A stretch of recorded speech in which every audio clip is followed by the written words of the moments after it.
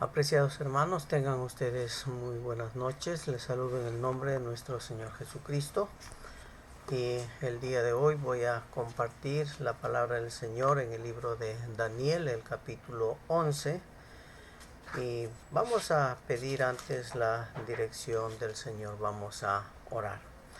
Señor y Dios nuestro, en esta hora queremos acercarnos a su presencia y pedir su dirección, su sabiduría, porque queremos leer y meditar su palabra, y oramos para que usted nos hable a través de ella a cada uno de nosotros conforme a nuestras necesidades. Bendíganos, Señor, en este tiempo y ayúdanos a poder concentrarnos exclusivamente en su palabra. En el nombre de Cristo Jesús le pedimos. Amén. El capítulo de hoy es, como ya dije, el capítulo 11 de Daniel, y que tiene que ver con este mensaje de los reyes del norte y del sur, una profecía que recibe Daniel con relación a lo que va a suceder en estos reinos. Y vamos a ir leyendo conforme vamos explicando la palabra de Dios en estos en este capítulo que hemos mencionado. En este capítulo 11 difiere en cierta medida con los capítulos 2, 7 y 8, porque contiene un lenguaje literal y no simbólico. Cada frase contiene mucha información. Hay una notable diferencia entre esta visión y las visiones anteriores de Daniel. En las visiones anteriores trata de imágenes, figuras. En cambio, en lo que encontramos aquí es simplemente de el cambio en las personas en cuanto a su gobierno o en cuanto a su reinado. Entonces esa es un poco la diferencia, pero también encontramos similitudes, porque en Daniel capítulo 7, 8 y 11 vamos a encontrar que hablan de Persia, Grecia, Roma pagana y Roma cristiana, es decir, estos gobiernos que encontramos allí. En este capítulo vemos como el varón vestido de lino del capítulo 10 cumple su promesa que hizo en el capítulo anterior. Y la promesa lo encontramos en el capítulo 10, en el versículo 14, donde dice de la siguiente manera: y he aquí una mano me tocó e hizo que me pusiera sobre mis rodillas y sobre las palmas de mis manos. Y luego también podemos observar que en el versículo 21 de este mismo capítulo nos dice de lo siguiente: pero yo te declararé lo que está escrito en el libro de la verdad, y ninguno me ayuda contra ello, sino Miguel, vuestro príncipe. Y observamos entonces aquí que el personaje que está hablando, el varón con esa vestimenta especial, está dando esta información a Daniel, y lo da en 4 partes principales, que son las que también he dividido este capítulo para meditar en él. Y la primera es la predicción del establecimiento de la monarquía griega, que lo encontramos en los 4 primeros versículos. Luego tenemos la predicción de los asuntos de los reinos de Egipto y de Siria, que están en los versículos 5 al 20.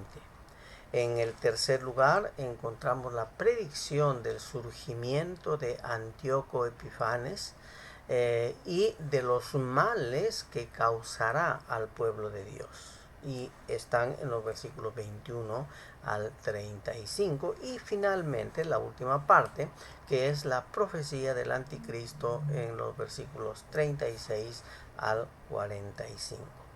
Entonces vamos a observar la primera parte, el primer punto, que es la predicción del establecimiento de la monarquía griega. En este párrafo es el mismo varón que ya estuve mencionando, que dice está vestido de lino, del capítulo anterior, quien comunica a Daniel de los buenos servicios que ha hecho al país de Israel. Y en el versículo 1, por ejemplo, del capítulo 11, nos dice de la siguiente manera: yo mismo en el año primero de Darío el Medo estuve para animarlo y fortalecerlo. La persona a quien este varón animó y fortaleció no fue específicamente a Darío, sino al arcángel Miguel del capítulo 10, versículo 21, que ya hemos leído también.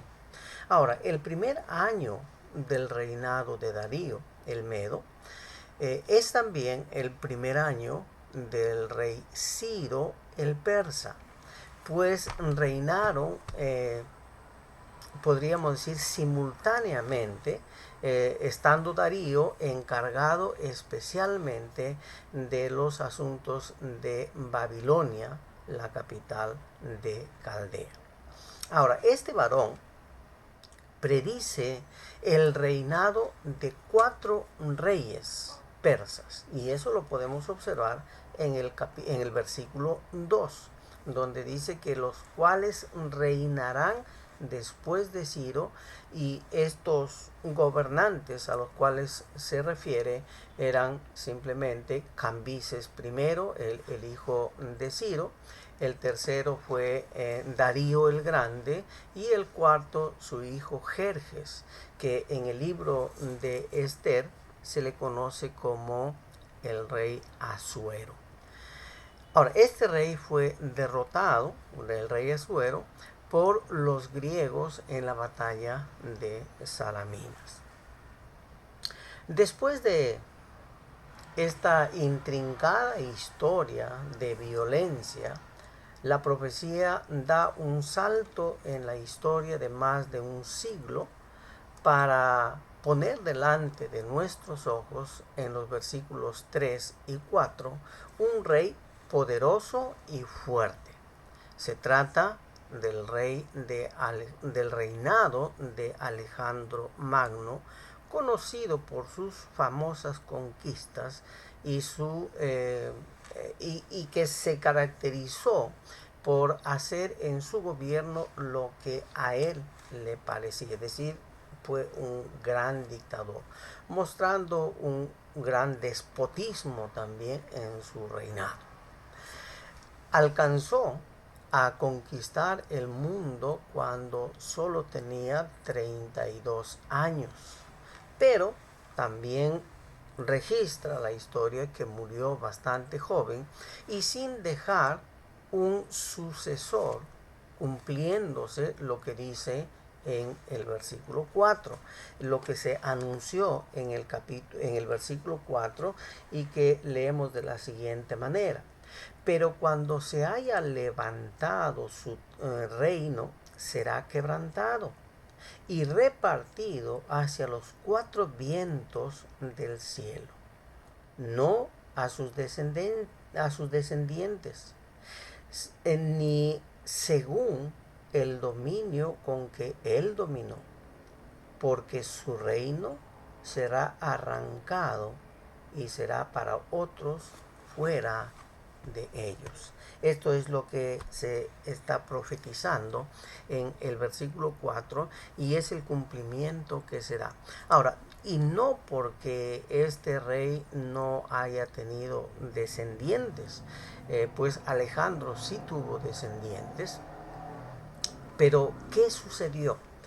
Simplemente a la muerte de Alejandro, su hermano Arídeo se hizo proclamar rey de Macedonia.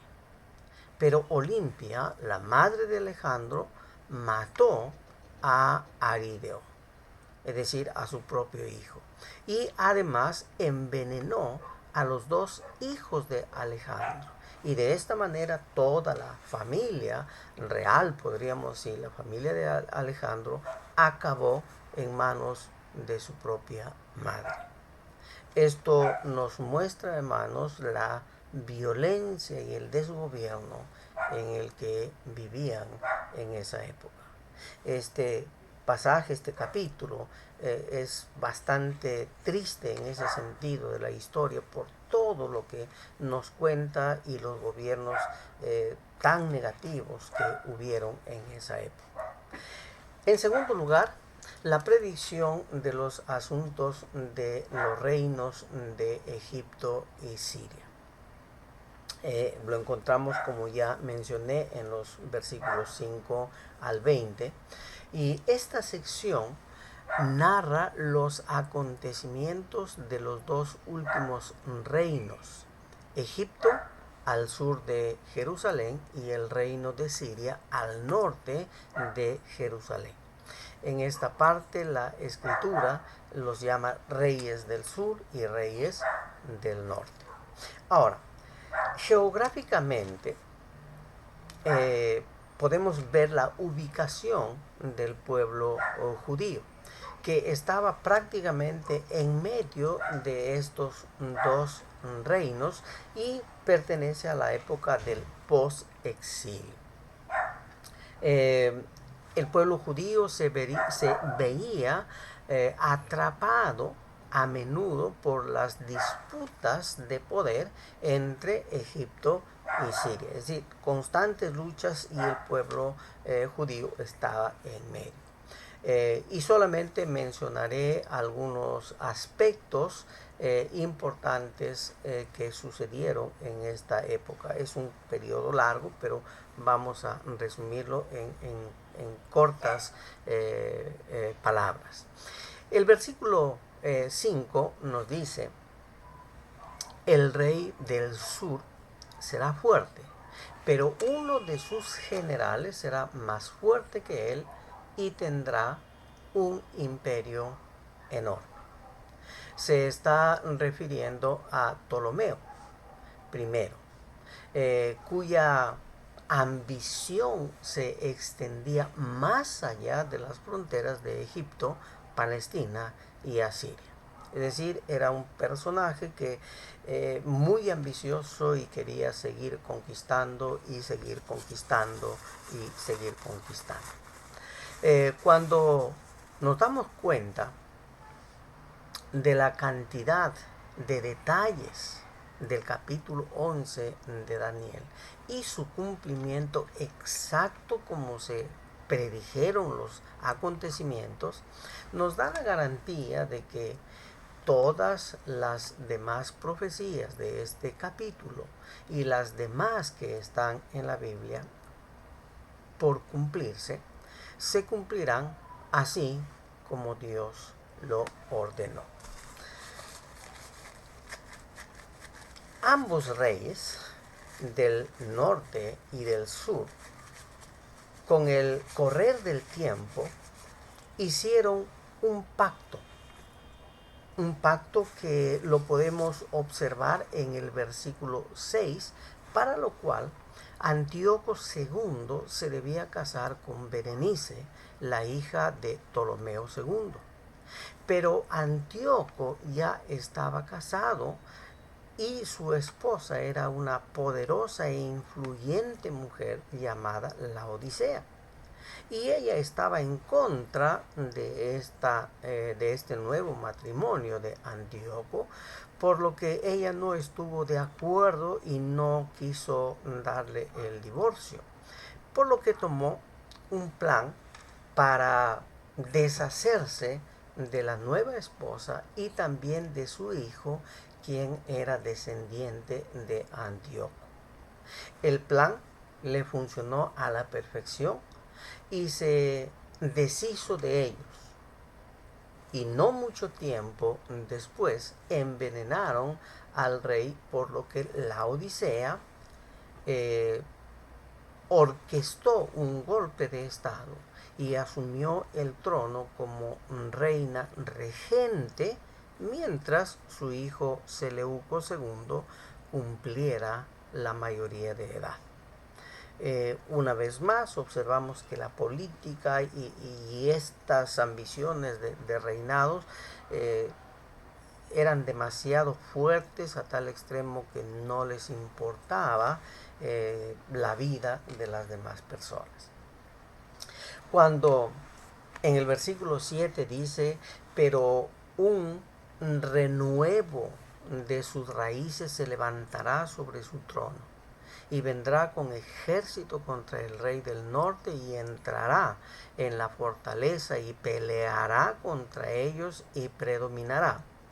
Es una alusión o es una referencia a Ptolomeo III, quien organizó una gran fuerza expedicionaria contra Siria para vengar la muerte de su hermano.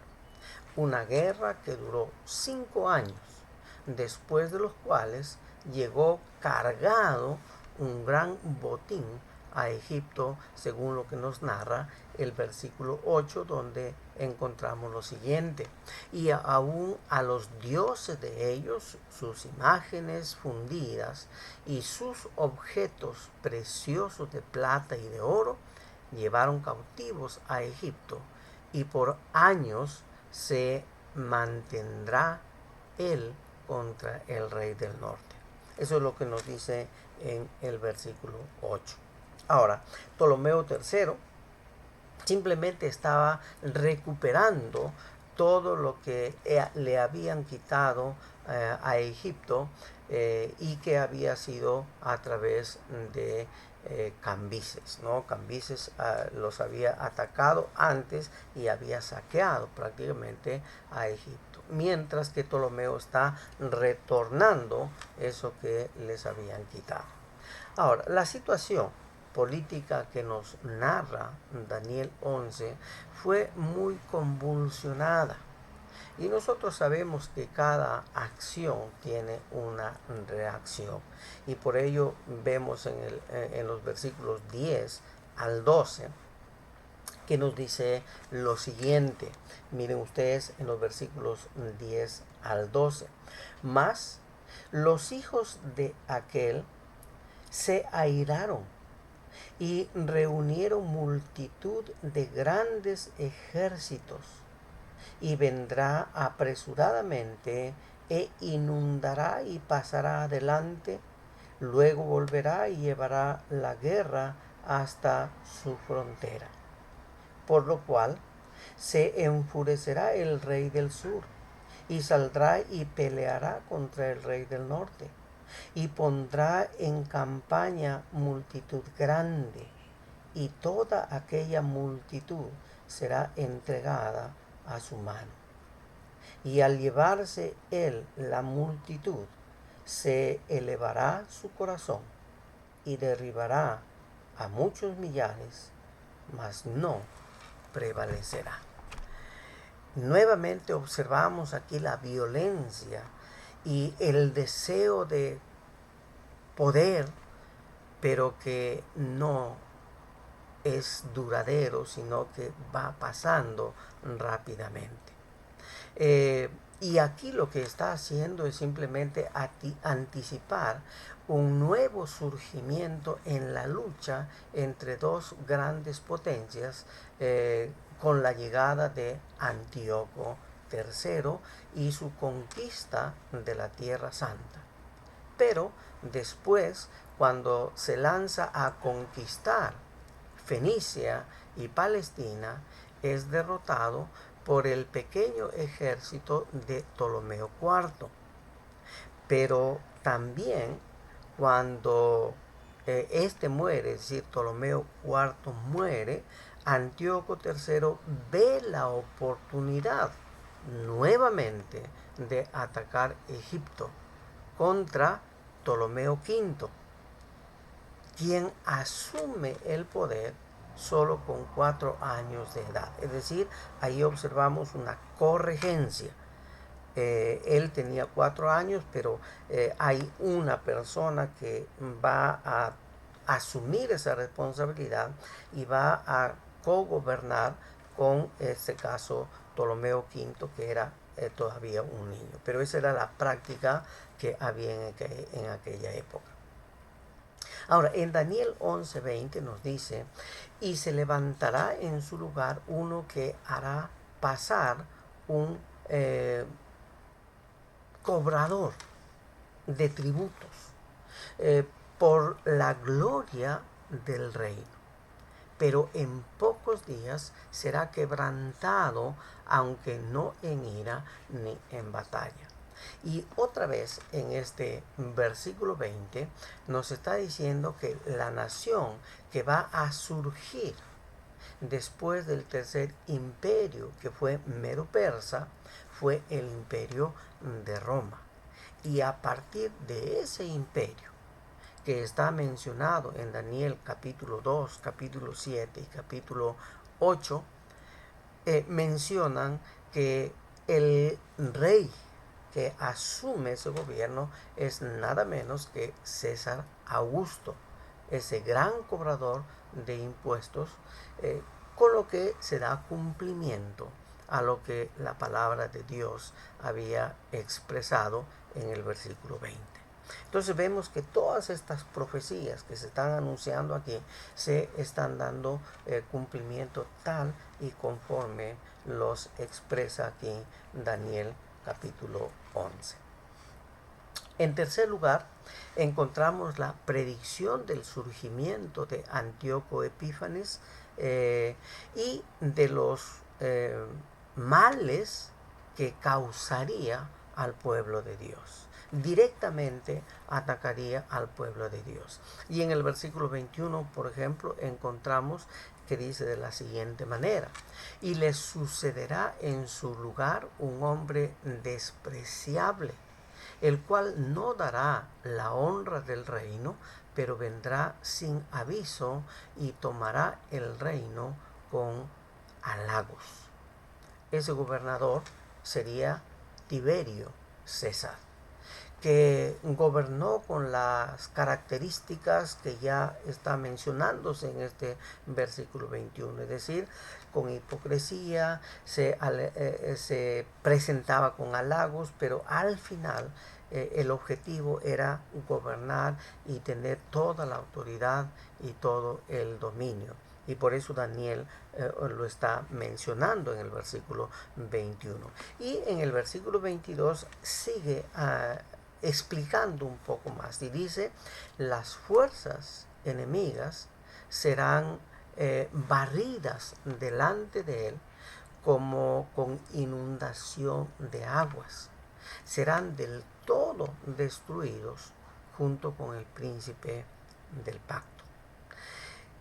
Aquí el príncipe de la alianza o el príncipe del pacto es el Señor Jesucristo, quien dice arrasará como si fuera una inundación a las fuerzas que se le opongan. Ese Jesús, que era el personaje central del pacto de la alianza y que era el personaje central del santuario. Entonces ahí estamos viendo que aun cuando se levanten grandes poderes, pero el Señor los derrotará si no están alineados a lo que Él quiere. Ahora, en estos versículos que hemos visto del versículo 21 hasta el versículo 35, hay varias cosas que se pueden observar, pero solamente voy a mencionar dos que creo que son las más importantes y que podemos aplicarlo a nuestro contexto. Primero, de parte de Antíoco Epífanes, quien a la fuerza trató de que el pueblo judío olvidara su religión y adoptara todas las costumbres griegas, Esta fue la época de los macabeos que se resistían a la influencia helenística. Antíoco Epifanes, rey del norte, proscribió toda forma de adoración judía y otras prácticas, incluyendo la circuncisión, que fueron incluso prohibidas bajo pena de muerte. Ordenó que se ofrecieran sacrificio a varios dioses o deidades paganas. Y después, en el año 167 a.C., colocó un altar al dios griego Zeus en el templo de Dios en Jerusalén. Y como si eso no fuera poco, dice, también ordenó que se ofrecieran animales inmundos en este altar nuevo, profanando así el lugar santo. Esto muestra realmente cómo el poder satánico estaba tomando fuerza y tratando de aplastar al pueblo judío. Situación que, como le dije al principio, tenemos que tenerla en mente porque la iglesia va a pasar por momentos como estos. En algunos lugares ya lo están viviendo. Hay una persecución al cristianismo. Hay una persecución al pueblo de Dios. Y eso va a ir creciendo porque el enemigo quiere destruir. Pero tengamos la confianza que el Señor está con nosotros. Y aun cuando pasen circunstancias difíciles, sabemos que al final Dios nos ayudará a salir adelante. En segundo lugar, un segundo cumplimiento de esta profecía ocurrió también en el año 70 después de Cristo, cuando los ejércitos romanos destruyeron la ciudad de Jerusalén. Y una vez más el templo y el altar fueron profanados y destruidos y no han vuelto a ser reconstruidos. Es decir, esta vez el edificio del templo y el altar fueron totalmente destruidos. Esta parte del capítulo podríamos decir que es la parte más difícil, la parte más, que enfoca mayormente el sufrimiento del pueblo de Dios por el pecado y que se cumplió en esta época que estamos mencionando, bajo estas autoridades que simplemente llegaron al poder e hicieron lo que les pareció bien. Y en cuarto lugar, tenemos la profecía del anticristo, que es la última parte de este capítulo 11, los versículos 35 al 45. Y esta sección podemos verlo en dos momentos. El primero, los versículos 35 al 39, y el segundo en los versículos 40 al 45.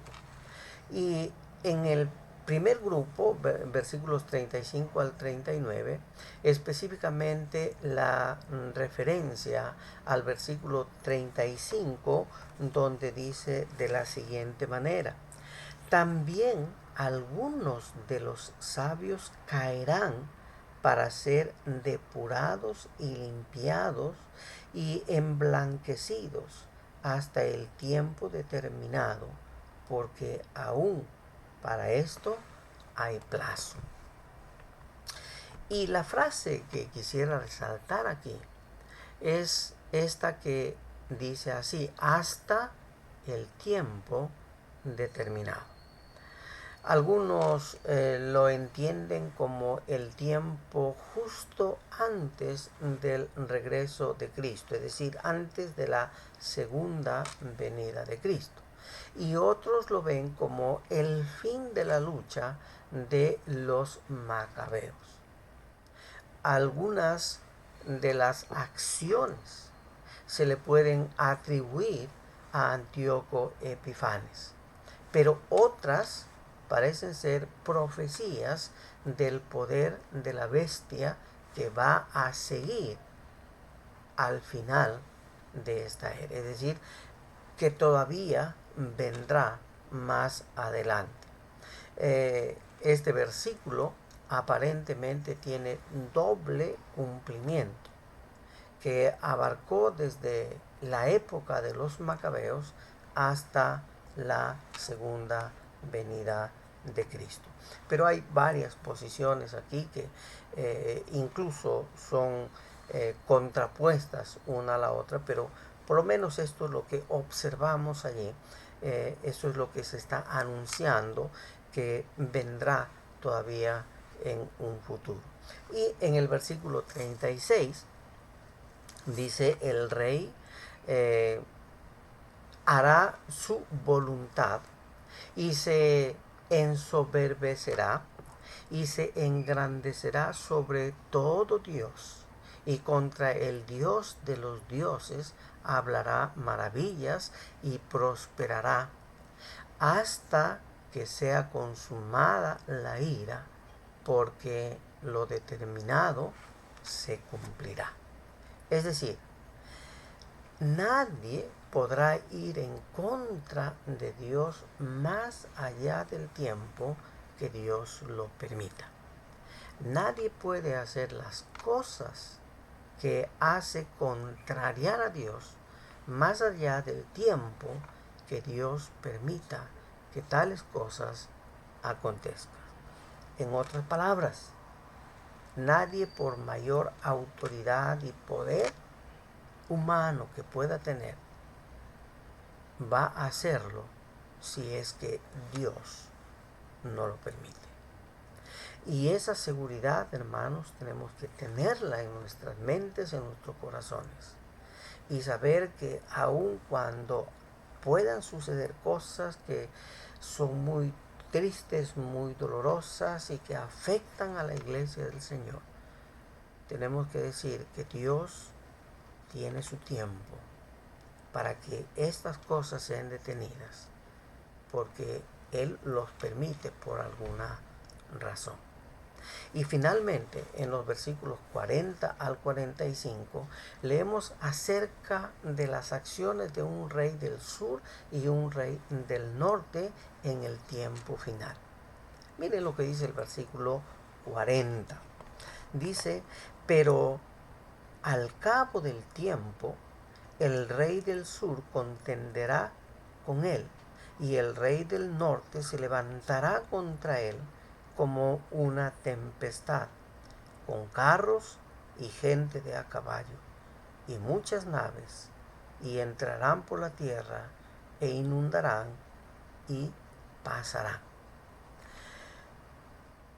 La identificación de estas naciones del tiempo del fin no se ha determinado todavía.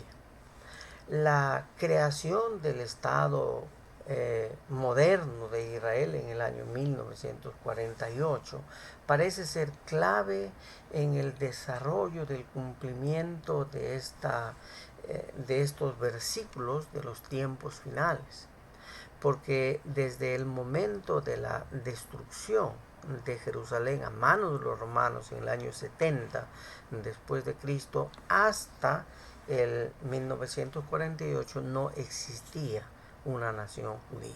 Entonces algunos piensan que el cumplimiento se dará a partir de ahí, pero también es una corriente, una idea, pero lo que sí sabemos es que al final de todo el Señor será el que es victorioso en la iglesia. Ahora, ¿cómo podemos aplicar este capítulo que es bastante histórico y con mucha información de personajes, reyes y pleitos y todas estas cosas? Entre las tantas cosas que podemos observar ahí, podemos reflexionar ahí, yo quisiera solamente pensar en dos cosas importantes. La primera de ellas es que las riquezas, la abundancia, no es sinónimo de medir la autoridad o el poder de una persona. Los reyes de Persia, por ejemplo, conquistaron con base a ambición de tener y de poder, para lo cual subyugaron al mundo. Y a través de cobros de impuestos y extorsiones a sus súbditos, en grandes proporciones, lograron acumular sus ingresos año a año, solo para provocar más destrucción. Pero lejos de Dios, o sea, alejándose cada vez más de Dios. Y eso es una constante en el ser humano. Mientras más poder tengo, pienso que soy más independiente y que no necesito de nada ni de nadie. Y como consecuencia se alejan de Dios. Pero aquí viene la aplicación para nosotros. Entendamos que los regalos materiales, incluso los regalos, podríamos decir, del aspecto cognitivo, es decir, la inteligencia que Dios nos pueda dar, son talentos que Dios nos está confiando a guardarlos y a aplicarlos en nuestra vida. Porque va a llegar el día cuando, como administradores, debemos rendir cuentas a nuestro Señor sobre los dones, los talentos y las bendiciones que Él ha dado a cada uno de nosotros. Y ahí tendremos que explicar a Dios lo que hicimos con lo que Él nos dio. Y en segundo lugar, poder construir sobre la base del abuso, del nepotismo, del poder, pone en riesgo, podríamos decir, el futuro de cada uno de nosotros. Porque llegar a un lugar, a un sitial como ese, pero de esa manera, no nos garantiza una estabilidad. Porque Dios no comparte con eso. Y si bien es cierto, puede ser que permita crecimiento, desarrollo y surgimiento, pero va a llegar un tiempo en que lo va a destruir. Y cualquiera de estas fuerzas, por más poderosas que hayan sido, delante del poder del Señor, no son nada. Hombres que son poderosos, con gobiernos poderosos, pero que frente a una enfermedad, frente a una dificultad grande o frente a la misma muerte, no tienen ningún poder. Y si no, miremos lo que estamos pasando, lo que estamos viviendo hoy en día. Una pandemia que está azotando a todo el mundo. Y las grandes potencias, gobiernos con mucho poder y con mucha autoridad y que se creen los mejores, han sido afectados de tal manera que han perdido millones de personas. Y por más que lucharon, no pudieron detenerlo. Y Dios les dice, miren, yo tengo ese poder y ustedes no lo tienen. Con un virus insignificante he puesto de rodillas al mundo. Y aún así hay muchos que no levantan la mirada a Dios. Pero hermanos, Dios permite estas cosas para que muchas veces reflexionemos y pensemos en lo que estamos haciendo. Y si estamos buscando poder y autoridad de mala forma, en algún momento vamos a caer, porque Dios en algún momento va a decir basta a eso. Hermanos, Dios nos invita a una vida basada en el amor y no en el poder. En el amor basado en Dios, no basado en nuestros sentimientos solamente. Dios nos permite ejercer autoridad en la medida que nosotros seamos correctos delante de Dios. Y así realmente podremos lograr lo que Dios quiere que hagamos. Hermanos, habrán tiempos difíciles, habrán cosas muy malas, pero dentro de ellas Dios quiere que su pueblo nos mantengamos fieles y servir a Él en todo momento de nuestra vida. Que Dios bendiga su palabra y que Dios nos ayude a seguir adelante en el camino que Él ha preparado para nosotros. Amén. Oremos. Señor y Dios nuestro, le damos gracias por su palabra en esta hora, por este pasaje que es complicado, con muchas acciones violentas de gobernantes que hicieron cosas malas, pero así Dios está anunciando que pasaron las cosas y otras que aún van a pasar. Ayúdenos, Padre, a mantenernos firmes, a mantenernos fieles, a mantener nuestra perseverancia en las cosas suyas, de tal manera que no nos apartemos de su camino. Y cuando usted vuelva, podamos nosotros decir, hemos cumplido lo que usted nos ha encomendado. Señor, en sus manos ponemos nuestras vidas para que usted nos ayude. En el nombre de Cristo Jesús. Amén.